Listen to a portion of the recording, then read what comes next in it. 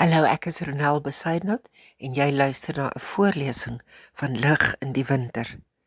Vandag is die 9de dagstuk in die reeks.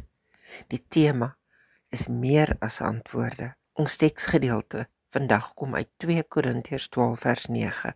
My genade is vir jou genoeg. My krag kom juis tot volle werking wanneer jy swak is. Wanneer pyn lank aanhou, verander ons gebede. Aanvanklik vra ons uitkomste. Later vra ons net, waarom? Ons verlang na antwoorde wat die legkaart van ons lewe laat sin maak. Paulus bid ook so.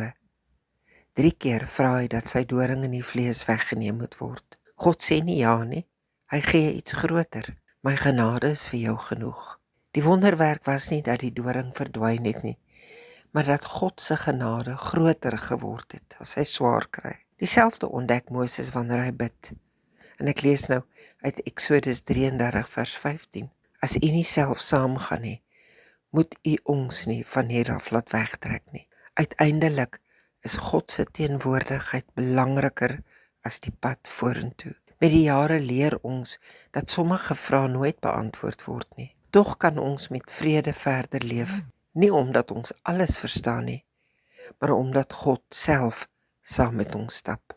Daar is 2 ekstra skrifgedeeltes in die teks hieronder, maar intussen vra ek jou, watter vraag in jou lewe het nooit 'n antwoord gekry nie, maar waar jy tog God se teenwoordigheid leer ken?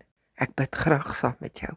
Here, ek verlang dikwels na antwoorde, maar leer my dat u teenwoordigheid soms 'n groter geskenk is as verduidelikings. Amen. Tot môre. Geniet jou dag.